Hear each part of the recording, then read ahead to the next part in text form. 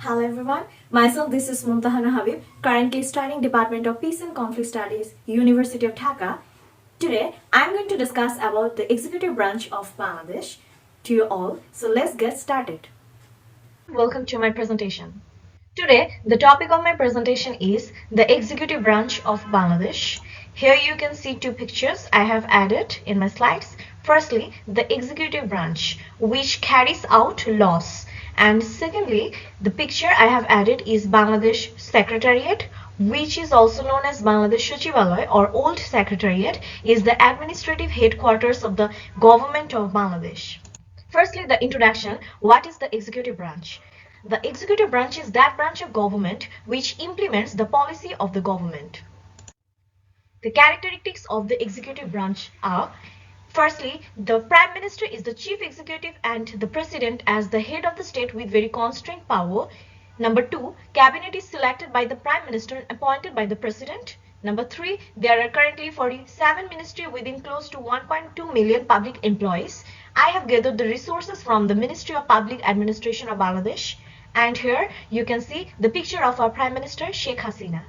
Now, I am going to tell you the administrational hierarchy of Bangladesh. There are two types of administrations in Bangladesh. Firstly, the central administration, and secondly, the field administration. Central administration. Central administration is the leading or presiding body or group of people and the highest administrative department which oversees all lower departments of an organization.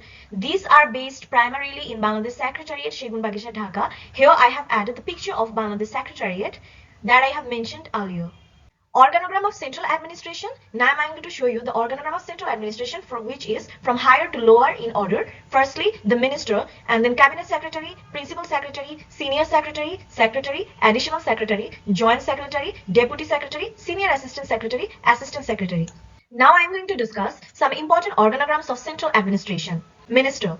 Minister is a politician who heads the ministry making and implementing decision on policies in conjunction with the other ministers.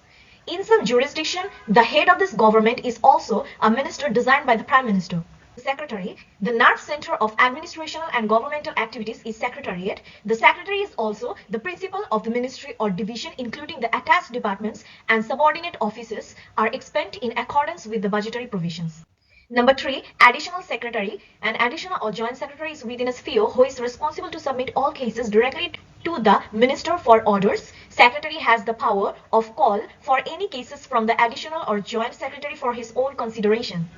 Number 4, assistant secretary. An assistant secretary can dispose of all cases where there are clear precedents and no question from decedent involved. He is ordinarily the assisted with an administrative officer and their staff. Number 5, Deputy Secretary. Deputy Secretary, an officer is composed of a plan assistant, chief, and researching wing by a joint secretary. He also supervises and monitors the execution of development project.